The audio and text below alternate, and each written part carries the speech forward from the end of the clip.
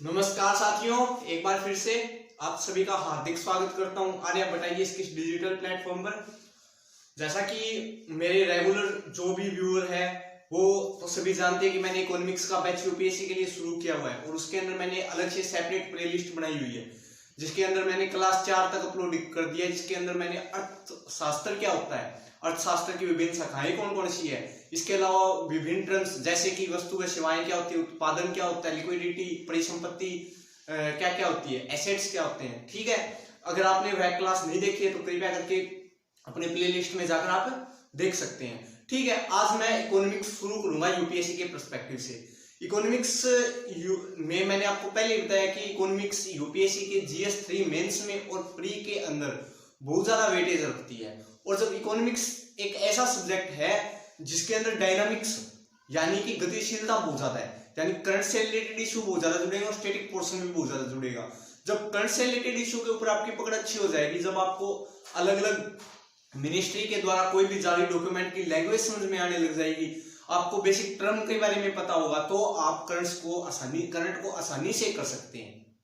ठीक है, अब आप करंट को आसानी से कर सकते हैं। ठीक, और स्टैटिक पोर्शन आपका किसी एक मैगजीन या फिर कोई भी एक स्टैंडर्ड बुक या +1 और 2 की एनसीईआरटी और सिलेबस जो भी है वो उठा लेंगे, वो कर लेंगे, तो आप मान के चलो भी इकोनॉमिक्स के अंदर आप एक सम्मानजनक स्कोर के ऊपर पहुंच जाओगे। ठीक है, तो मैं शुरुआत करता हूँ इकोनॉमिक्स फॉर यूपीएससी के अंदर। इकोनॉमिक्स फॉर यूपीएससी में सबसे पहले हमें यहाँ से शुरुआत करनी होगी कि अर्थव्यवस्था क्या होती है। मैंने आपको सिलेबस डिस्कशन भी बता रखा है सारा कि यूपीएससी के अंदर इकोनॉमिक्स में कहाँ से पूछता है, एनवायरनमेंट में कहाँ से पूछता है, साइंस एंड टेक्नोलॉजी में कहाँ से पूछता है, हिस्ट्री में कहाँ से पूछता है, प्री में कैसे पूछता है, मेंस में कैसे पूछता है। अलग से सेपरेट प्लेलिस्ट है दोस्तों, जाकर देख सकते हो। ठीक है, देखो अर्थव्यवस्था में एक्चुअली में होता क्या है। देखो यहां पर हम दो तरीके से पढ़ सकते हैं। जैसे कि अर्थव्यवस्था क्या होती है, मैं आपको डेफिनेशन लिखवा दूं और आप एज इट इज नोट्स बना लो और आपका कवर हो गया। ठीक है, लेकिन यहां पर आपको सिनॉप्सिस बनाना बहुत ज्यादा जरूरी हो जाता है। इकोनॉमिक्स में सिनॉप्सिस बहुत ज्यादा इंपॉर्टेंट होता है। हिस्ट्री और अर्थव्यवस्था यानी इकोनॉमिक्स अर्थशास्त्र में सिनॉप्सिस बनाना बहुत ज्यादा इंपॉर्टेंट है। सिनॉप्सिस होता क्या है, सिनॉप्सिस एक्चुअली में कुछ नहीं, पूरे टॉपिक का ओवरव्यू एक ही पेज के ऊपर उतारना। जैसे कि मैं आपको बात करूं अर्थव्यवस्था, तो अर्थव्यवस्था अपनी बेसिक टर्म है जहां से मैं इकोनॉमिक्स फॉर यूपीएससी के लिए स्टार्ट करूंगा, यानी कि यूपीएससी के लिए इकोनॉमिक्स यहां से शुरू होगी। ठीक है, अर्थव्यवस्था के अंदर हम क्या क्या पढ़ेंगे। जैसे कि अर्थव्यवस्था के अंदर हम सबसे पढ़ेंगे अर्थव्यवस्था होती क्या है। ठीक है, दूसरी टर्म हम पढ़ेंगे अर्थव्यवस्था व अर्थशास्त्र में अंतर। ठीक है, तीसरी चीज होगी अर्थव्यवस्था के प्रकार। और चौथी चीज देखो, आप यहां से एक चीज समझो, क्या अर्थव्यवस्था अकेला नाम अधूरा नहीं है। जैसे कि अर्थव्यवस्था के नाम क्या कुछ आना चाहिए, जैसे भारतीय अर्थव्यवस्था, जैसे चीनी अर्थव्यवस्था, अमेरिकन अर्थव्यवस्था, ठीक है, अमेरिकन इकोनॉमी, इंडियन इकोनॉमी। तो क्या अर्थव्यवस्था में हमें कौन सी पढ़नी है, हमें पढ़नी है केवल भारतीय अर्थव्यवस्था। यहीं से अपनी इकोनॉमिक्स के सिलेबस की शुरुआत होती है, भारतीय अर्थव्यवस्था। अब भारतीय अर्थव्यवस्था के अंदर हमें क्या क्या पढ़ना है, भारतीय अर्थव्यवस्था की विशेषताएं, क्वालिटीज, विशेषताएं क्या क्या है। जैसे भारतीय अर्थव्यवस्था बहुत बड़ी अर्थव्यवस्था है, विश्व के 5वें नंबर की अर्थव्यवस्था है। ठीक है, भारत में फॉरेक्स रिजर्व भंडार भी बहुत ज्यादा हो रहा है, देश पूरे विश्व में 5वें स्थान पर है। भारत की जो कृषि आधारित अर्थव्यवस्था है और कृषि प्रधान अर्थव्यवस्था और सेवा आधारित अर्थव्यवस्था है। भारतीय अर्थव्यवस्था खुली अर्थव्यवस्था है। इस तरह की विशेषताएं हमें पढ़नी पड़ेगी। ठीक है, इसके बाद हम भारत की अर्थव्यवस्था के अंदर विशेषताएं होने के बावजूद भी कुछ ना कुछ चुनौतियां विद्यमान है कि हम कैसे भारतीय अर्थव्यवस्था को शिखर पर ले जा सकते हैं। जैसे कि मैंने आपको पहली क्लास में बताया था, हम अर्थशास्त्र का अध्ययन क्यों करते हैं, ताकि किसी देश को आर्थिक रूप से सशक्त बनाया जा सके। एक्चुअली में अर्थशास्त्र में अध्ययन किसका होता है, उन नियमों व सिद्धांतों का अध्ययन होता है जिसके द्वारा सामाजिक कल्याण की अवधारणा या फिर मुद्रा व लेनदेन की प्रक्रिया या फिर मांग व आपूर्ति को बनाए, यानी कि एक देश के अंदर आर्थिक गतिविधियों का संचालन करना जब नियमों व सिद्धांतों के जरिए हो तब तो वह अर्थव्यवस्था होगी। और जब उसे समाज में व्यवहारिक रूप दे दिया जाए, जब वह अर्थशास्त्र होगी, जब उसे नियमों व सिद्धांतों के जरिए पढ़े और जब इसे हम व्यवहारिक रूप दे दें, समाज के अंडर अप्लाई कर दे, तो वह अर्थव्यवस्था का रूप ले लेगी। जैसे भारतीय अर्थव्यवस्था है, अर्थशास्त्र के जितने नियम व सिद्धांत है वो हमने भारतीय समाज और भारतीय क्षेत्र भूभाग के ऊपर हमने लागू कर दिए और वो किसका रूप ले गई, भारतीय अर्थव्यवस्था का रूप ले गई। फिर आगे की राह यानी कि कुछ समाधान के लिए हमें एक दो बता दें। आपका पहला जो भी इकोनॉमिक्स के सिलेबस के अंदर यूपीएससी द्वारा दिया गया वह पहला आपका यहाँ पर खत्म हो जाएगा। पहली लाइन क्या है, पहली लाइन ये है भारतीय अर्थव्यवस्था। भारतीय अर्थव्यवस्था मतलब भारतीय अर्थव्यवस्था, ठीक, नियोजन, संसाधनों की गतिशीलता, आर्थिक विकास, आर्थिक समृद्धि व गरीबी व मतलब बेरोजगारी से रिलेटेड इश्यूज, ठीक है। तो अब हमें यहाँ तक पहला टॉपिक भारतीय अर्थव्यवस्था, सिर्फ पहला जो वर्ड है ना भारतीय अर्थव्यवस्था। जैसे अर्थव्यवस्था के बारे में हम पढ़ेंगे, अर्थव्यवस्था होती क्या है, ठीक, अर्थव्यवस्था क्या होती है, अर्थव्यवस्था व अर्थशास्त्र में अंतर क्या होता है, फिर प्रकार क्या होता है, फिर भारतीय अर्थव्यवस्था के बारे में आज की क्लास में हम हो सके तो प्रकार तक चलेंगे। प्रकार बहुत ज्यादा बड़ा है, हो सकता है यह भी हाफ होगा, ठीक है। तो मैं आपको बताऊं, आप वैसे ही नोट्स उतार लेना, मेरी ज्यादा जो कमांड रहेगी वो बोलने पे रहेगी, ठीक। अब देखो अर्थव्यवस्था एक्चुअली में होती क्या है, देखो मैं समझाने के ऊपर, मैं जैसे यहाँ पर एक चीज समझाऊंगा आपको। हमने किसका अध्ययन किया, अर्थशास्त्र का अध्ययन किया। अर्थशास्त्र एक्चुअली में क्या था, वे नियम या फिर सिद्धांत, नियम, अर्थव्यवस्था, अर्थशास्त्र क्या था, क्या देता है हमें, सिर्फ नियम का सिद्धांत देता है, किसके लिए, आर्थिक प्रगति या फिर आर्थिक विकास के लिए, यही चीज थी, ठीक। जब हम इन नियम या सिद्धांत को किसी समाज पर अप्लाई करते तो वह क्या हो जाता है, अर्थव्यवस्था में कन्वर्ट हो जाती है। इसका मतलब क्या है, देखो मैं एक डेफिनेशन बताता हूँ आपको अर्थव्यवस्था की। किसी राष्ट्र के द्वारा, किसके द्वारा, किसी राष्ट्र के द्वारा, इकोनॉमिक्स में हम किसी भी देश को एक राष्ट्र के रूप में ट्रीट करते हैं, पॉलिटी में राज्य के रूप में ट्रीट करते हैं।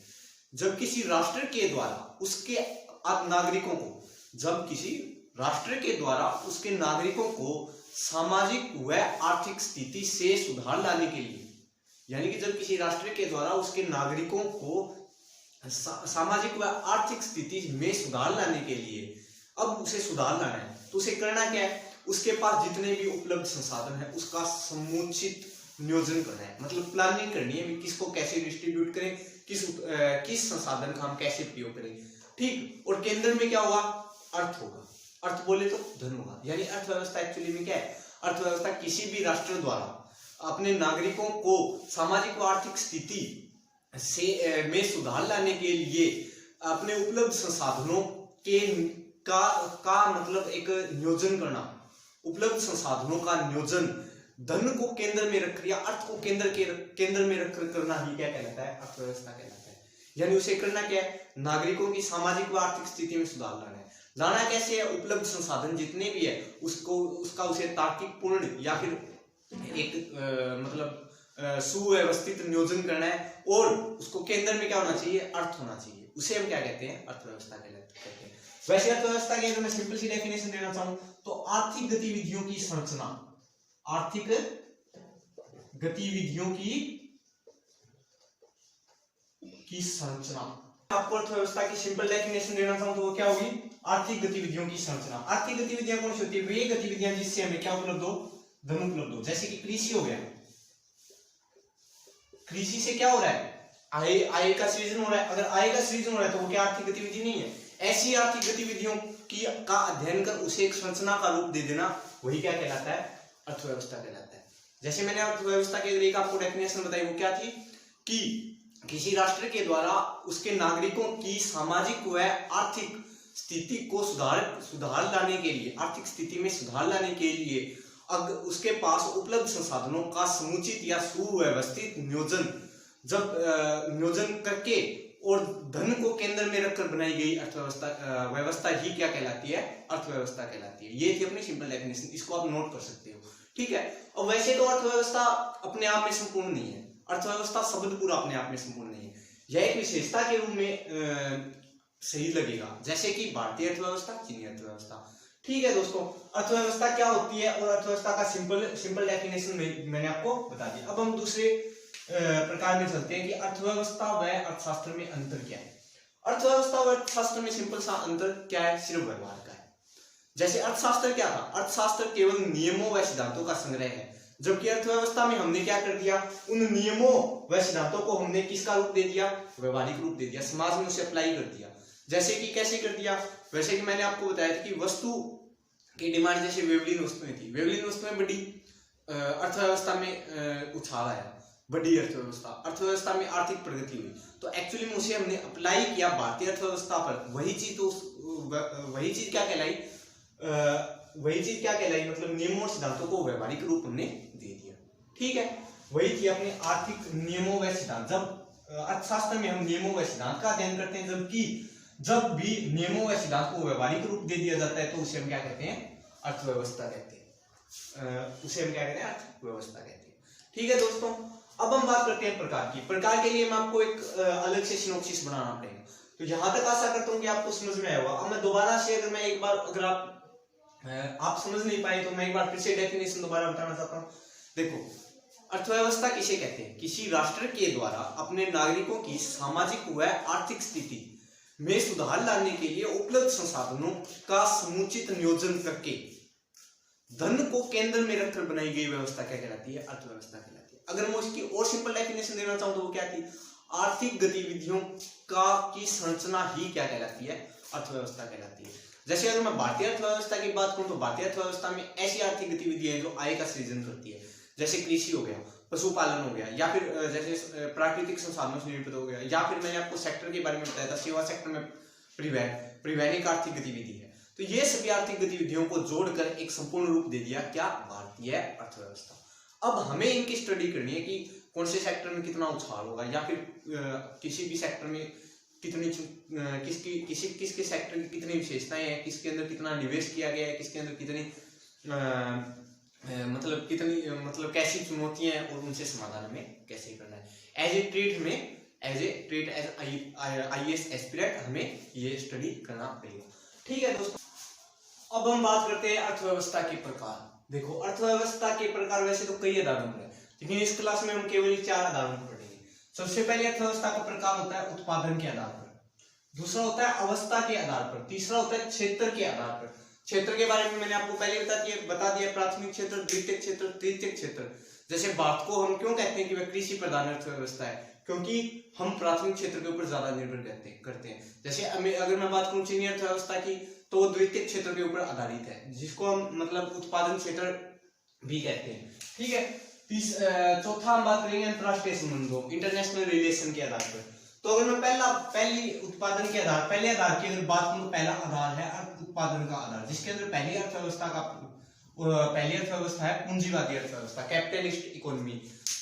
पूंजीवादी अर्थव्यवस्था क्या होती है, जैसे कि आपने सुना होगा अमेरिकी अर्थव्यवस्था पूंजीवादी है, भारतीय अर्थव्यवस्था मिश्रित है, और चीनी अर्थव्यवस्था क्या है, समाजवादी है, रूसी अर्थव्यवस्था क्या है, समाजवादी है। एक्चुअली में उत्पादन के आधार पर अर्थव्यवस्था को 3 प्रकारों में बांटा जाता है। पहला प्रकार होता है पूंजीवादी अर्थव्यवस्था, दूसरी होता है समाजवादी अर्थव्यवस्था, और तीसरी होता है मिश्रित अर्थव्यवस्था। ठीक है, अगर मैं बात करता हूँ पूंजीवादी अर्थव्यवस्था कहते हैं जिसके अंदर बाजार केंद्र में, यानी कि अब देखो हमें क्या करना है, किसी भी अर्थव्यवस्था को चलाने के लिए हमें 2 चीजों पर ध्यान करना है, एक तो उत्पादन पर ध्यान करना है, और एक किसके ऊपर ध्यान करना है, वितरण पर।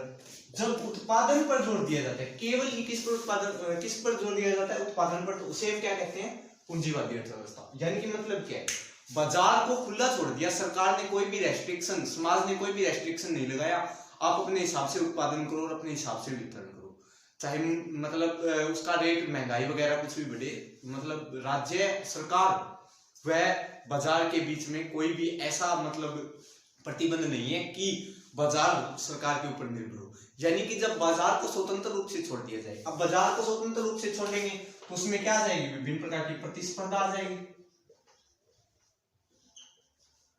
ठीक है, और क्या होगा, निजी अर्थव्यवस्था की ओर अग्रसर होंगे, क्योंकि जैसे कि हम बात करते हैं, वैसे मैंने आपको पहले भी बताया होती है, अगर मैं बात करूं कि अगर भारतीय अर्थव्यवस्था की अगर मैं बात करूं तो आप जैसे टाटा व अंबानी का ही नाम सुनोगे। ठीक है, तो क्या भारतीय अर्थव्यवस्था पूंजीवादी अर्थव्यवस्था है? एक्चुअली में बाजार तो है ना भारत में, और बाजार को प्रमोट भी कर रही है सरकार, जैसे उत्पादन को प्रमोट कर रही है, जैसे उत्पादन के लिए प्रोडक्टिव लिंक इंसेंटिव स्कीम चलाई हुई है, या फिर आत्मनिर्भर भारत अभियान चला हुआ है, या फिर मुद्रा योजना के तहत जो एमएसएमई उद्योगों को बढ़ावा दे रहे हैं, तो क्या एक्चुअली में प्रत्येक व्यक्ति को एक व्यापारी नहीं बनाया जा रहा? तो क्या वह प्रतिस्पर्धा में नहीं आएगा? प्रतिस्पर्धा में आएगा। ठीक है, तो क्या भारतीय अर्थव्यवस्था पूंजीवादी अर्थव्यवस्था की ओर अग्रसर होगी? पहली टर्म तो ये चीज समझ जाए। ठीक है, यानी पूंजीवादी अर्थव्यवस्था कौन सी अर्थव्यवस्था होती है? जिसके अंदर बाजार पर नियंत्रण सरकार का बहुत कम होता है। अगर बिल्कुल भी ना हो तो वह बन जाती है कैपिटलिस्ट इकोनॉमी।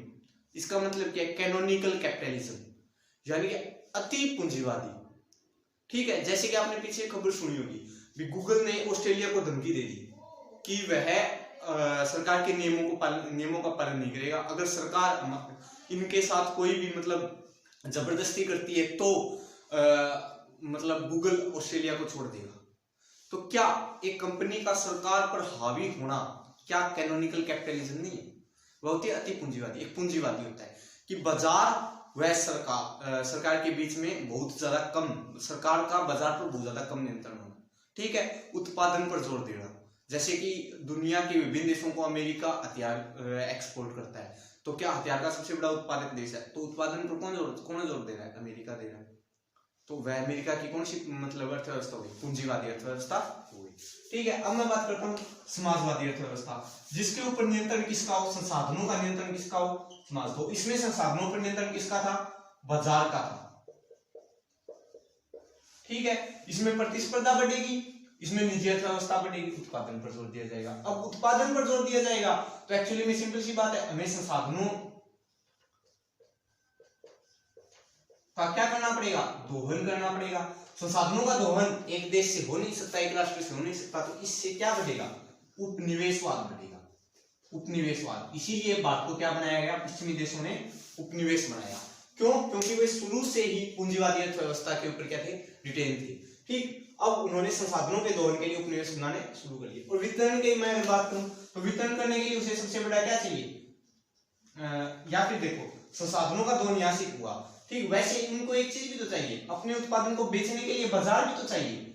बाजार के लिए वे क्या करेंगे? फिर उपनिवेशवाद बढ़ जाएंगे।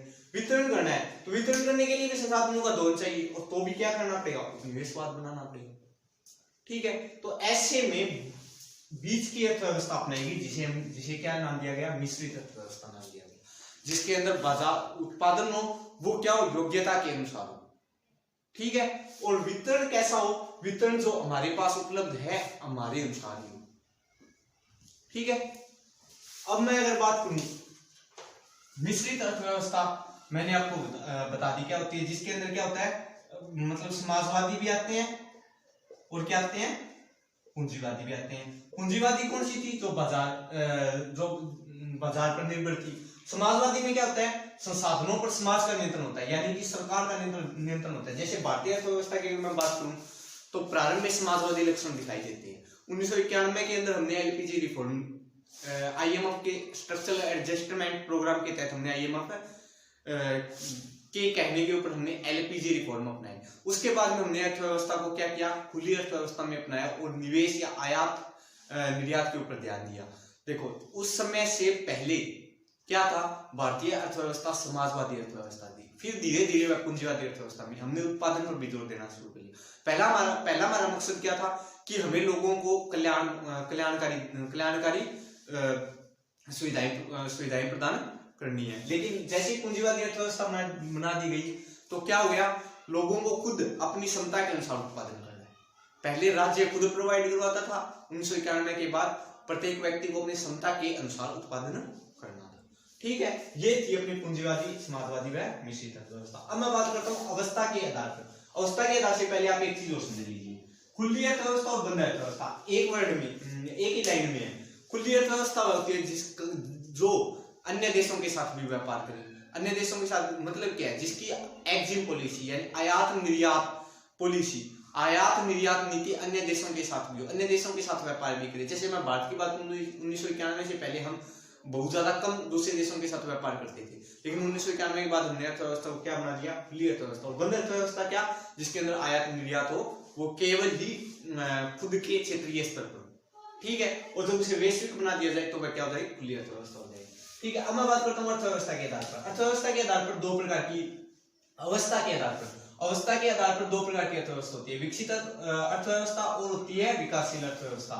विकसित अर्थव्यवस्था, अब देखो विकसित अर्थव्यवस्था होगी, सिंपल सी चीज है, पूंजी का उत्पादन उतना ही ज्यादा होगा। तो ऐसी अर्थव्यवस्था जिसमें पूंजी का उत्पादन उतना ही ज्यादा होगा, गरीबी उतनी ही कम होगी, बेरोजगारी उतनी ही कम होगी, अर्थव्यवस्था की प्रगति उतनी ज्यादा होगी। ठीक है, इसके अलावा मानव सूचकांक बहुत ज्यादा होगा, कृषि के ऊपर निर्भरता कम होगी, शिक्षित क्षेत्रों में ज्यादा बढ़ावा होगा। ठीक है, और क्या होगा, नवाचार उद्यमियता को बढ़ावा मिलेगा। और जहां पर अल्प विकसित अर्थव्यवस्था होगी, जैसे कि मैं अगर बात करता हूँ अल्प विकसित अर्थव्यवस्था की, साउथ अफ्रीकन की जितनी भी कंट्री है, ठीक है, गरीबी बेरोजगारी ज्यादा होगी। ठीक है, इसके अलावा मानव संसाधन पर ध्यान नहीं दिया जाएगा, सृजनशीलता इतनी कम होगी, नवाचार उतना ही कम होगा, उद्यमियता उतनी कम होगी। इसके अलावा कृषि क्षेत्र या प्राथमिक संसाधनों जैसे शिकार संग्रह के ऊपर उतना ही ज्यादा ध्यान होगा। ठीक है, इसके बाद में अगर मैं बात करूं तो मतलब आर्थिक प्रगति भी कम होगी। तो यानी विकसित और विकासशील देशों के अंदर सिर्फ अंतर किसका है, विभिन्न जो मैंने आपको चीज बताई थी, आर्थिक प्रगति वह आर्थिक विकास। आर्थिक विकास जिसका ज्यादा होगा वह विकसित अर्थव्यवस्था होगी, और जिसका आर्थिक विकास कम होगा, अब उससे हमने अलग अलग कंक्लूजन निकाल लिए।